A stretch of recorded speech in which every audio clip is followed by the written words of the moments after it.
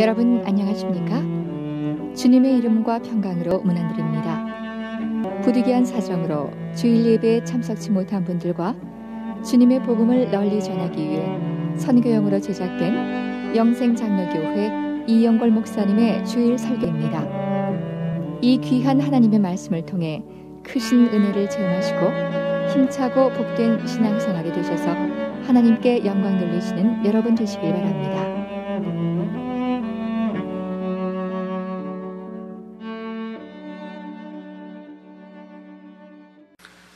다 같이 묵상 기도하심으로 주일 예배 드리겠습니다.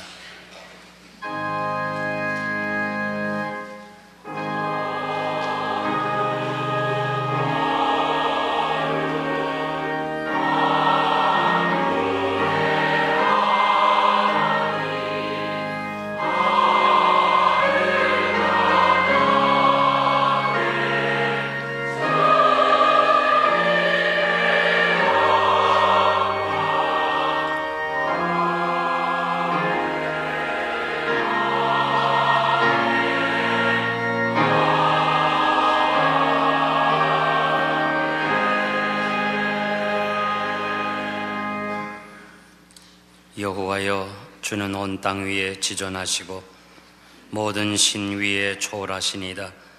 여호와를 사랑하는 너희여, 악을 미워하라. 저가 그 성도의 영혼을 보존하사 악인의 손에서 건지시느니라. 의인을 위하여 빛을 뿌리고 마음이 정직한 자를 위하여 기쁨을 뿌렸도다. 의인이여, 너희는 여호와를 인하여 기뻐하며 그 거룩한 기념에 감사할지어다. 거룩하신 하나님 아버지, 감사합니다.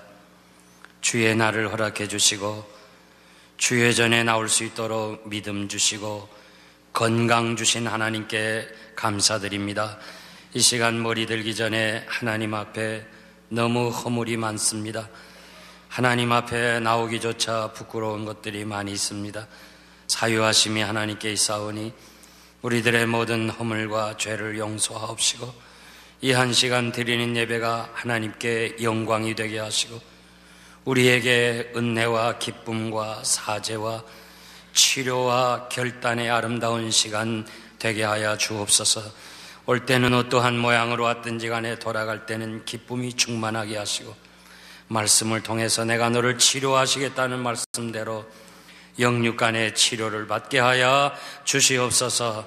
주의 날에 주의 전에 오고 싶어도 육신의 연약함을 인하여 나오지 못한 성도들 긍휼히 여겨 주옵시고 저들에게도 건강을 주어서 주 앞에 나와 같이 예배드리도록 은혜로 인도하여 주시옵소서. 이 한 시간 온전히 우리 하나님 영광 받으시길 원하옵고 예수님의 이름으로 기도하옵나이다. 아멘. 디모데후서 2장, 신약성경 디모데후서 2장 15절 말씀, 제가 가진 성경은 344페이지입니다. 찾으셨으면 디모데후서 2장 15절 한 절을 같이 함께 봉독하겠습니다. 내가 진리의 말씀을 옳게 분변하며 부끄러울 것이 없는 일꾼으로 인정된 자로 자신을 하나님 앞에 드리기를 힘쓰라. 아멘.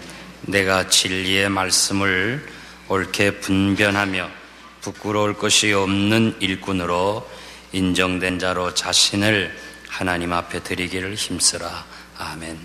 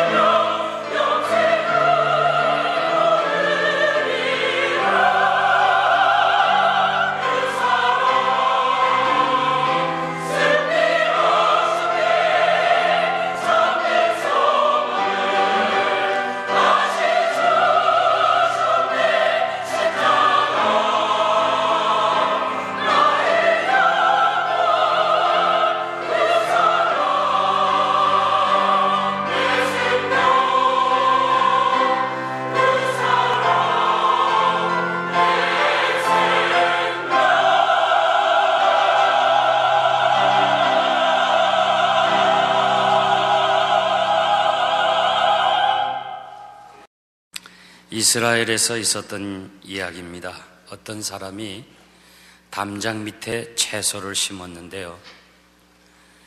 그런데 옆집 나무가지가 이 담 넘어와서 그늘이 져가지고 채소가 잘 안 됩니다. 그래서 옆집한테 나무가지 좀 잘라달라. 그러니까 나무가지를 자르면 나무가 모양새가 볼품이었기 때문에 자르질 않았습니다. 그래서 시비가 붙어가지고 결국 재판정에 서게 됐습니다. 판사가 두 사람 얘기를 다 듣더니 내일 판정하겠다고 하루 연기를 했습니다. 그리고 그 다음날 판사가 나무가지를 자르라 이렇게 판단을 했습니다. 기자가 이상해서 판사님 어제는 왜 판단하지 않고 오늘 이렇게 하루 지나서 판결을 했습니까?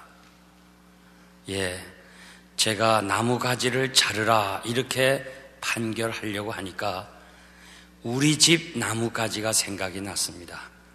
그래서 집에 가서 우리 집의 나무가지를 자르고 그리고 오늘 판결하기 위해서 이렇게 하루 연기했습니다. 그렇게 이야기를 했다는 거예요. 제가 그 글을 읽으면서 참 귀한 얘기구나. 우리가 남을 정죄하거나 판단하기 전에 나부터 나 자신을 돌아볼 수가 있어야 됩니다. 교회 지도자는 말을 많이 하게 됩니다. 그런데 중요한 것은 자신부터 그렇게 행하고 말을 해야 됩니다. 지도자는 많은데 실로 따라가야 할 모범적인 지도자가 참 적습니다. 야고보서 3장 1절 말씀 보면 내 형제들아 너희는 선생된 우리가 더 큰 심판을 받을 줄 알고 많이 선생이 되지 말라. 야고보는 교회에 일하는 목사나 장로나 혹은 집사나 권사 이 모든 사람들을 선생이라 불렀습니다. 왜냐하면 교회 지도자는 말을 많이 해야 되기 때문에 그렇습니다. 그런데 말만 하고 삶이 뒤따르지 않으면 그것은 하나님 앞에서 거짓말하기 때문에 심판을 더욱 받는다고 그랬습니다. 그래서 많이 선생이 되지 말라. 이 말은 다른 말로 말하면 말하는 것과 행동이 일치하기가 참 어렵다는 말씀입니다. 에베소서 4장 11절 이하에 보니까 교회 직분자를 세우는 것은 이 몸된 교회를 세워나가는 것이고 성도들을 온전케 하고 봉사일을 하게 하기 위해서라고 그랬습니다. 교회의 일꾼을 가리켜 새 언약의 일꾼이라고 그랬고 영의 직분이라고 말씀했습니다. 이 영의 직분은 살리는 직분이기 때문에 영광의 직분이라고 그랬습니다. 교회의 직분은 살리는 직분입니다. 우리의 이 아름다운 헌신된 모습을 통해서 믿음 없는 사람이 믿음이 생기게 되고 예수 안 믿던 사람이 예수 믿게 되기 때문에 살리는 직분이라고 그랬습니다. 모세는 광야교회의 지도자입니다. 그가 혼자서 그 많은 사람들 지도하고 관리하려니까 너무 힘들어할 때 민수기 11장에 보니까 하나님이 모세야 너 백성들에게 다니면서 70명 내가 볼 때에 좀 감당할 수 있는 사람 70명을 회막 앞으로 데리고 오라. 그러면 내가 네게 신을 성령을 부어서 내가 이 일을 감당한 것처럼 그들에게 성령을 부어서 너와 같이 이 일을 하게 할 것이라고 말씀해 주었습니다. 모세가 생각할 때 정말 자격 없는 사람입니다. 80이 넘은 사람입니다. 그런데 하나님께서 신을 부어주시기 때문에 감당했어요.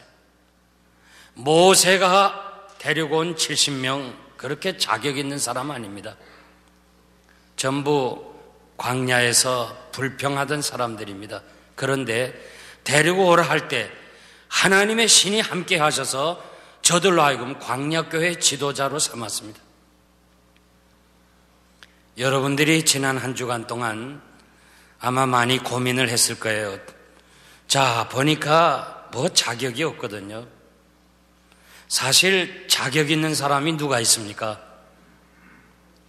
예수님의 12제자를 여러분들이 선택하는 심사위원이라고 한다면 12명 한 사람도 자격자 없어요. 아무리 봐도 12명 자격자 하나도 없어요. 그런데 그분들이 오순절을 통과하고 성령 충만할 때 결국 이 시대가 감당할 수 없는 세계복음화의 역군이 된 것을 우리는 잘 알고 있습니다. 제가 선 이 사람도 참 자격 없어요. 나도 정말 내 자신이 아는데 너무 허물이 많은 사람이에요.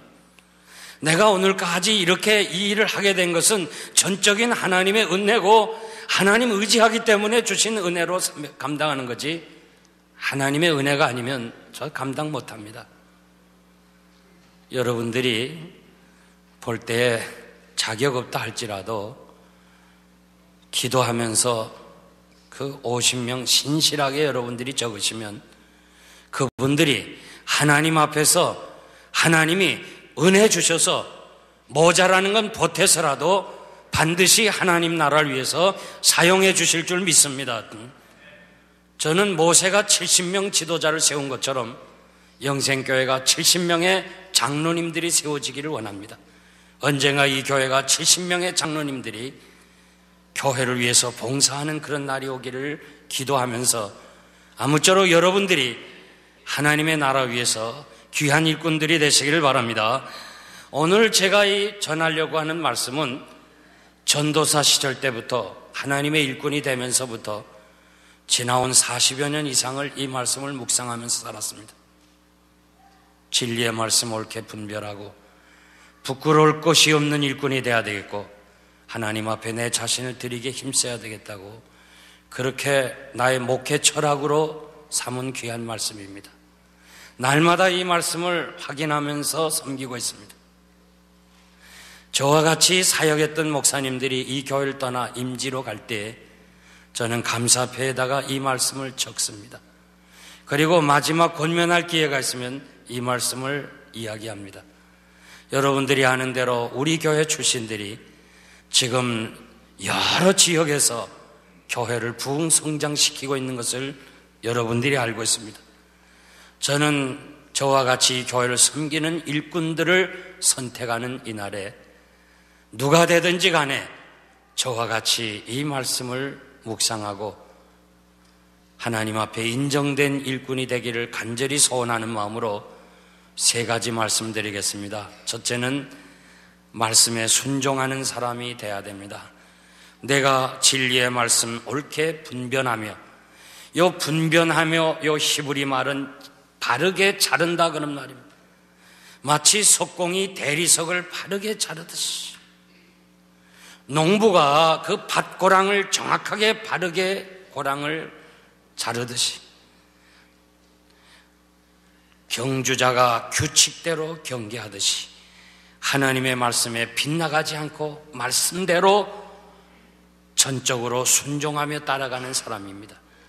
히브리서 5장 8절 이하에 보니까 그가 아들이라도 받으신 고난으로 순종함을 배워서 온전하게 되었은즉 자기를 순종하는 모든 자에게 영원한 구원의 근거가 되셨다고 그랬습니다. 예수님 배우실 필요 없는 사람입니다. 예수님은 완전하신 분입니다. 그런데 예수님이 말씀을 배움으로 인해서 더 온전한 데 나아갔다고 하는 것은 우리로 하여금 이렇게 말씀을 배우라고 실제로 모범을 보여주시기 위해서 그렇게 행한 것입니다. 순종함으로 배워 더 온전케 된다고 말씀하십니다. 하나님의 말씀은 순종하면 이해가 되고 그리고 자신의 신앙이 더 온전해지는 것입니다. 오늘은 정보화 시대입니다. 모든 것이 납득이 가야 되고 이해가 돼야 되고 과학적 근거가 돼야 되고 이성에 호소해서 합리적일 때 우리는 따라가기 때문에 말씀에 순종하는 사람이 참 적습니다. 옛날 우리 부모님들은 정말 무조건 하나님의 말씀에 순종해서 우리보다 믿음으로 참으로 진보를 가지고 신앙생활했습니다. 하나님의 말씀은 이해하고 순종하는 것이 아닙니다. 여러분들이 무조건 순종하면 이해가 되는 줄 믿습니다. 우리는 하나님의 말씀 앞에 모든 경험과 인간의 지식이 무엇입니까? 그 말씀 앞에 우리는 무조건 순종하는 거예요. 고린도후서 1장 19절 말씀 보면 하나님의 아들 예수 그리스도는 하나님의 말씀 앞에 언제나 예만 해야 되느니라. 예스, 아멘 그랬다는 말입니다. 우리 주님이 언제나 하나님의 말씀 앞에 예만 되었느니라 그렇게 말씀해 주었습니다. 하나님의 말씀은 약속의 책입니다. 약속을 받은 사람들의 이야기입니다. 이 하나님의 약속 말씀을 순종하고 이해하고 아멘할 때 여기서부터 우리는 또 다른 은혜를 받게 되고 우리 신앙에 한 단계 높이 올라갑니다. 여러분들이 약속 오음을 받게 되는데 그거는 종이장입니다. 그런데 왜 귀하냐? 거기에는 약속이 있습니다. 한 주일이 지나면 현찰이 되고 한 달이 지나면 현찰이 되기 때문에 약속이기 때문에 약속 오음이 중요한 거예요. 하나님의 말씀에 여러분들이 아멘하고 순종하면 때가 되면 반드시 여러분들이 그 믿은 대로 하나님의 말씀을 믿는 대로 반드시 응답이 온다 그 말이에요. 여러분들이 지금 자녀들을 기르면서 너는 이렇게 하라 저렇게 하라 할 때 애들이요, 아버지 그거는 옛날 얘기입니다. 그건 옛날 아버지가 한국에 있을 때 그 가난하던 시절의 얘기지 지금 얘기는 아닙니다. 아니에요. 여기는 다릅니다. 그렇게 할 때 여러분 기분 좋아요? 지가 언제 저렇게 커서 지가 잘났다고 그러냐? 기분 나빠요. 뭐 줄래다가도 안 줍니다. 기분 나빠요. 그런데 아버지 맞아요. 아버지 말씀 맞아요. 나 그렇게 하겠어요. 나 그렇게 살겠어요. 기분 좋아요. 똑같아요. 똑같아요. 하나님 아버지께서 하나님 말씀에 예 그렇게 하겠습니다. 좀 어렵지만 하겠습니다 할 때 반드시 하나님이 축복해 주실 줄 믿습니다. 신앙생활은 순종과 정비례합니다. 신앙생활 잘한 사람 모두 말씀에 순종한 사람입니다. 사무엘상 15장 22절 보니까 사무엘이 말씀하시는데 하나님은 번제나 다른 제사 그 드리는 것보다는 말씀에 순종하는 사람을 더 귀하게 여기신다고 그랬어요. 아브라함은 아들을 바치라고 합니다. 도저히 이해가 안 됩니다. 여러분 사람을 바칠 수 있어요? 안 됩니다. 이해가 안 됩니다. 하나님 앞에 바치는 건 짐승을 바치는 거예요. 그런데 아브라함이 바치라고 하는 명령을 받았을 때 바쳤습니다. 그랬더니 하나님이 아브라함아 이제야 내가 나를 사랑한 줄 안다.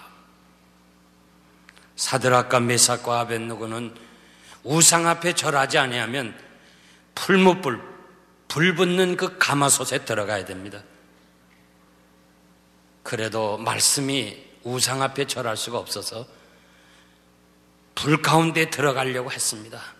그러면서 우리가 불 속에 들어가도 말씀에 순종해서 들어가도 하나님이 우리를 건지실 것이고 그리 아니하실지라도 만약에 하나님께서 그리 아니하시고 우리가 죽더라도 우리는 불 속에 들어가겠습니다. 이것이 바로 하나님이 기뻐하시는 신앙입니다. 욥기 13장 13절 말씀 보면 욥은 하나님이 나를 죽이실지라도 나는 하나님 의지하겠습니다. 하나님이 나를 죽이실지라도 나는 하나님 의지하겠습니다. 시편 15편 4절 말씀 보면 다윗은 말씀에 순종하는 것이 어렵고 나에게 해가 된다 할지라도 순종하겠습니다.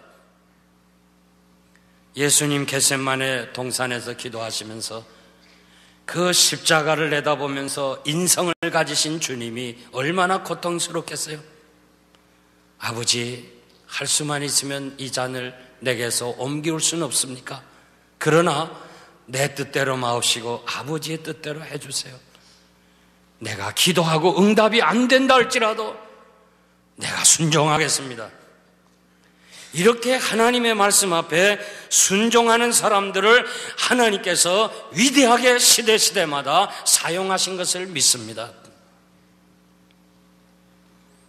한국의 초창기의 선교사님들 중에서 그 선교본부에 보고한 그런 기록들에 보면 콤시 펜 위기라고 하는 선교사님이 한국에 오셔서 선교를 하려는데 그 당시 가난하던 시절에 너나 나나 할 것 없이 선교사님하고 같이 일하겠다는 사람들이 많이 지원을 했습니다. 그런데 이 선교사님이 어떻게 사람의 속마음을 알아요? 우리 모르잖아요. 속마음을 잘 모르잖아요. 그래서 어떻게 이 많은 사람 가운데 정말 누구를 선택해야 될까 이렇게 고민하다가 하루는 그 제자가 되겠다는 사람 다 불러서 무를 하나씩 줬어요. 무를 주면서 이걸 밭에다가 심으라. 그런데 심을 때 거꾸로 심으라고 그랬어요. 이파리를 땅속에 집어넣고 무가 위로 올라오도록. 그거 맞는 말입니까? 농사를 안 해봤군요. 하여간 이 무를 땅속에 집어넣어야지 이파리로 집어넣으면 안 되거든요. 그런데 그렇게 하라고 그랬어요. 그리고는 갔어요. 그러니까 그 사람들이 비웃었어요. 조롱을 했어요. 이야, 세상에 저렇게 무식한 사람 어딨냐. 글쎄 이 땅속에 물을 심어야지 어떻게 이파리를 뒤집어 심나. 그러면서 조롱을 했습니다. 그리고 그래도 그 가운데 좀 나은 사람은 아마 서양에서는 그렇게 심나 보다. 그러면서 그렇게 생각하는 사람이 있었어요. 그러면서 다 같이 말이야. 이거 잘못됐으니까 우리가 바로 잡아야 된다 하면서 무를 전부 땅속에 다 심었습니다. 한 사람만 그저 심으란 대로 이파리를 땅속에 심었어요. 무가 위로 올라온 거지. 많은 사람에게 조롱을 받았어요. 야, 네가 그거 아부하는 거 아니냐? 너 선교사한테 아부하는 거 아니야? 어떻게 그렇게 하냐? 여러분, 순종도요, 아부라는 얘기를 들어도 순종하세요. 순종이 변함이 없으면 그거는 충성이라고 그랬어요. 김충근 장로님이 얘기해요. 아부해도 끝까지 변함없이 한다면 그건 충성입니다. 선교사님이 돌아와서 한 사람 딱 제대로 순종했거든요. 이렇게 얘기합니다. 내가 몰라서 그런 게 아니다. 너희들이 정말 순종하냐, 내 말에 순종하냐, 그걸 알기 위해서 그랬다 하면서 한 사람을 자기 제자로 삼았습니다. 여러분, 하나님의 말씀에 무조건 순종하세요. 정말 이해가 안 되고 현실에 안 맞다 할지라도 무조건 여러분 순종하면 하나님께서 축복해 주실 줄 믿습니다. 두 번째, 부끄러움이 없는 사람이 된 하나님 앞에서나 사람들 앞에서나 내 신앙 양심 앞에 부끄러움이 없어야 됩니다. 바울 사도는 디모데를 향하여 거짓 없는 믿음이 내 속에 있다고 칭찬해 주었습니다. 거짓은 꾸미는 것입니다. 거짓 믿음은 안 됩니다. 사람은 속일 수 있지만 하나님은 속일 수 없습니다. 초창기 선교사님들이 이 선교본부의 한국 교인들에 대해서 이렇게 보고서를 보면 한국 교인들은 참 신앙이 좋다는 거예요. 열심히 일하는 거예요. 새벽 기도 나오지요. 주일 저녁 예배 드리지요. 수요일 저녁에 나오지요. 금요일 저녁 나오지요. 그리고 금식 기도하지요. 이렇게 신앙이 좋다는 거예요. 그러면서 신앙은 열심인데 거짓말을 잘한다고 그렇게 얘기를 했습니다. 맞는 말 같아요. 지금도 마찬가지예요. 신앙은 좋은 것 같은데 거짓말하면 안 됩니다. 계시록 22장 15절 말씀 보면 거짓말을 좋아하며 지어대는 자마다 성 밖에 있느니라 하나님의 나라에 들어올 수 없다고 말씀했어요. 우리가 믿음으로 구원 얻는 건 사실입니다. 그건 진리입니다. 우리가 믿음으로 구원 얻는데 그 믿음이 무슨 믿음이냐? 거짓 없는 믿음이 돼야 된다 그 말이에요. 예수 믿는다 하면서 거짓말하는 사람, 하나님이 살아계신 것을 부인하는 사람입니다. 어떻게 하나님의 섭리와 하나님의 절대 주권을 믿는 사람이 거짓말할 수 있어요? 내 뜻대로 된다면 거짓말할 수 있지만은 하나님의 계획대로 되는데 어떻게 거짓말할 수 있어요?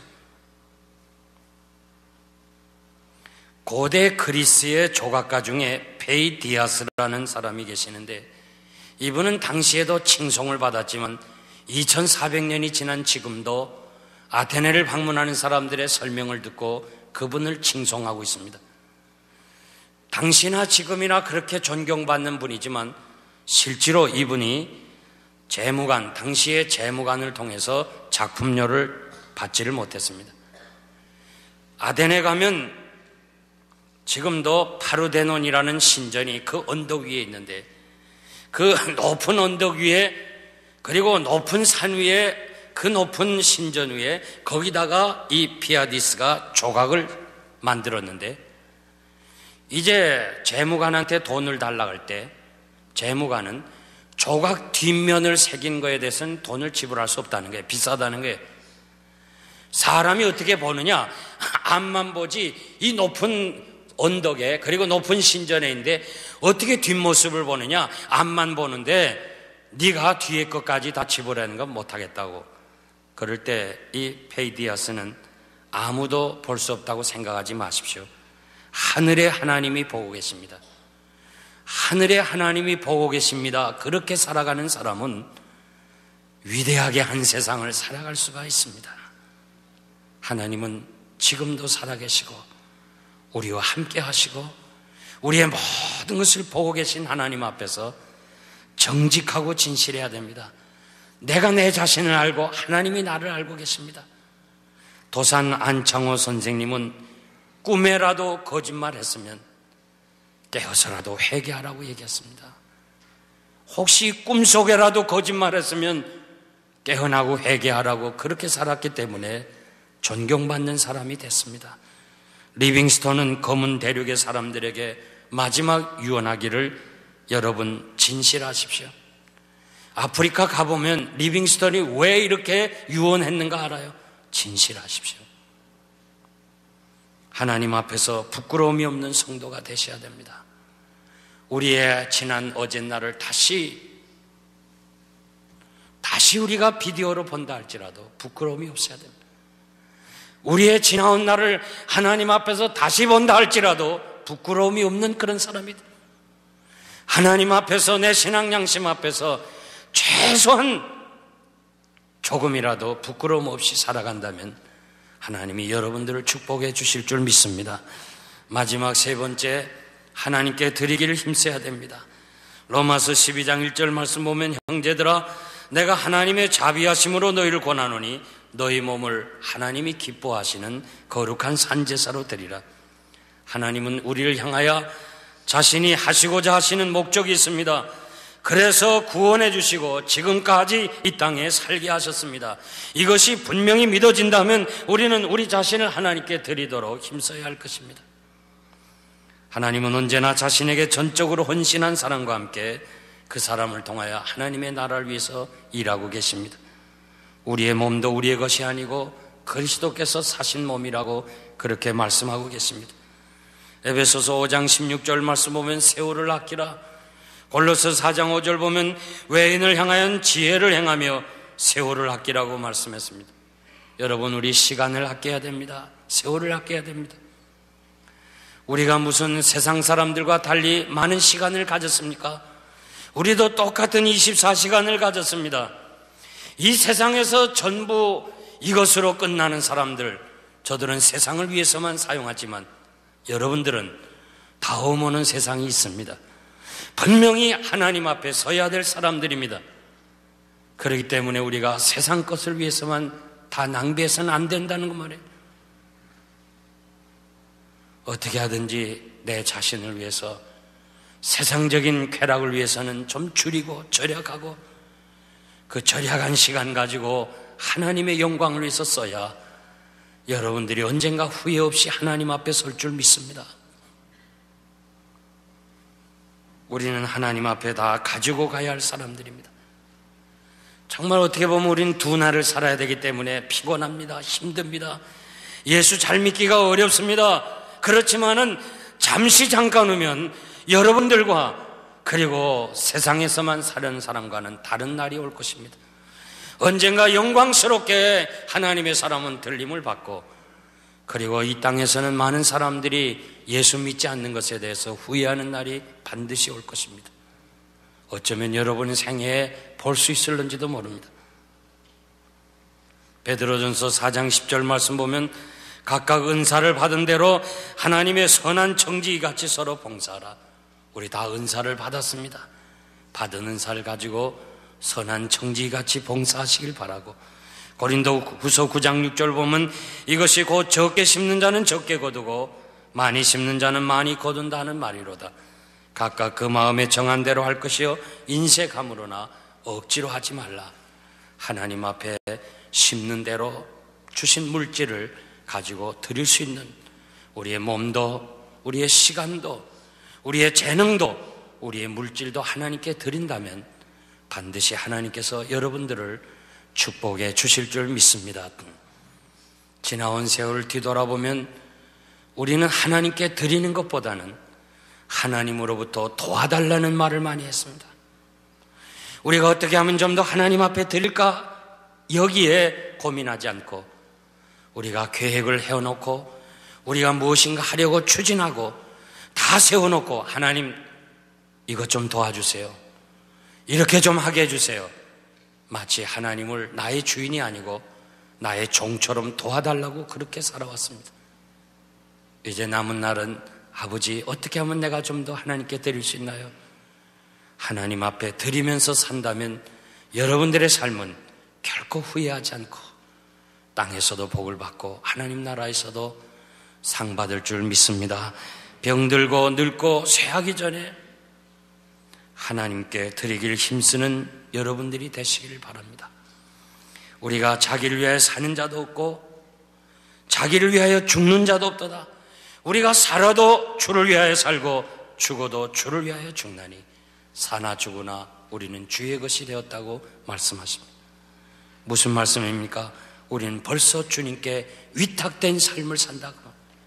이제는 내 것이 아니고 모든 것을 다 주님께 위탁하고 산다고 하는 거, 주님 뜻대로 사용하시옵소서, 주님이 원하시는 대로 사용하시옵소서. 이것이 하나님 앞에서 가장 귀중한 일꾼의 자세입니다. 여러분들이 무슨 장로가 되고 권사가 되고 집사가 되는 게 중요한 것이 아니라 내 자신을 하나님 앞에 드리는 것, 이것이야말로 가장 위대한 여러분들의 삶이 될 줄 믿습니다. 결론적으로 말씀드리겠습니다. 스트로맨이라는 사람이 교회 다니는 청년 7,000명을 상대로 하나님께 인정받으려면 무엇이 필요한가를 질문할 때 70%가 최선을 다해야 된다고 대답을 했습니다. 그렇습니다. 성공한 사람들의 그 공통점을 보니까 절대 저들은 운명이라든가 숙명론이 아니고 주어진 환경에 대해서 원망하지 않고 최선을 다했던 사람들인 것을 우리는 성공한 사람들의 공통점을 찾아볼 수 있습니다. 하나님의 은혜는 우리가 최선을 다하는 것입니다. 하나님 앞에서 우리가 가진 것 별로 중요한 것이 아닙니다. 하나님 앞에서 여러분들의 재능 별로 중요한 것이 아닙니다. 내가 가진 것이 무엇이든지 간에 최선을 다할 때 거기에는 하나님의 은총이 함께 하신 줄 믿습니다. 오늘 여러분 혹시 세움을 받으신 분, 하나님 앞에서 우리는 최선을 다하는 거예요. 최선을 다해서 섬기면 되는 거예요. 하나님 보실 때 있다 없다가 문제가 아니라 내게 주어진 환경, 내가 가진 것 하나님 앞에서 최선을 다해 드릴 때 하나님이 영광을 받아 주실 줄 믿습니다. 에스겔이 바벨론 강변에서 생명강수가 흘러내리는 거 봤는데 그 생명강수는 바로 아래쪽으로 흐르고 있었습니다. 하나님의 은혜는 아래쪽으로 흐르고 있습니다. 여러분들은 종의 자리를 찾아 나서야 됩니다. 오늘 선택되신 여러분, 조금이라도 1%라도 우쭐대거나 내가 잘났다 생각하지 말고 되면은 종의 자리를 찾아내서, 어디가 종의 자리일까? 그 낮은 자리를 찾아 나갈 때 생명강수는 영생교회를 통해서 종의 자리로 내려가는 사람에게 은혜를 주셔서 귀한 사명 감당하고 하나님이 영광 받으실 줄 믿습니다. 기도하겠습니다. 하나님 아버지 감사합니다. 주께서 저희들을 불러주시고 지금 우리 여기 있다고 하는 것은 우리를 향하신 하나님의 섭리가 있는 줄 믿습니다. 오늘의 공동회의를 통해서 선택된 사람 더욱 겸손하게 말씀에 순종하게 하시고 부끄러움이 없는 사람이 되게 하시고 최선을 다해서 하나님 앞에 드리는 하나님의 일꾼들이 되게 하시길 원하옵니다. 오늘 되지 못한 사람 더 겸손하게 더 하나님 의지함으로 인해서 이번 공동회를 통해서 하나님이 영광 받으시고 교회가 더욱 든든히 서가는 아름다운 기회가 되게 하여 주시옵소서. 예수님의 이름으로 감사하며 기도하옵나이다. 아멘. 지금은 우리 주님 예수 그리스도의 무한하신 은혜와 하나님 아버지의 극진하신 사랑하심과 성령님의 감화 감동 역사하심이 하나님 앞에 인정된 일꾼이 되기를 소원하는 사랑하는 성도들 머리 위에와 오늘 처음으로 세상에 나와 하나님께 예배드린 다룬 머리 위에 지금으로부터 영원토록 함께 하옵시기를 주님의 이름으로 축원하옵나이다. 아멘. 마치고 이제 저희 영생장로교회는 706 위트머 로드 호샴 펜실베니아에 위치하고 있으며 매 주일 예배는 1부 오전 8시, 2부 오전 10시, 3부 12시에 드리고 있으며 오후 3시에는 찬양 예배를 드리고 있습니다. 그리고 우리 2세들을 위한 영어 예배를 오전 9시에 드리고 있습니다. 성경 말씀을 통한 거룩한 신앙인격으로서의 변화를 위해서 주일은 물론 수요 예배를 오후 8시에 드리고 있으며 금요 기도회는 오후 8시에 모이고 있습니다. 저희 영생장로교회에 대한 자세한 문의사항은 전화 215-542-0288 지역번호 215에 542국에 288번입니다. 그럼 하나님의 큰 축복과 은혜가 여러분의 삶에 항상 동행하시길 기원합니다. 안녕히 계십시오.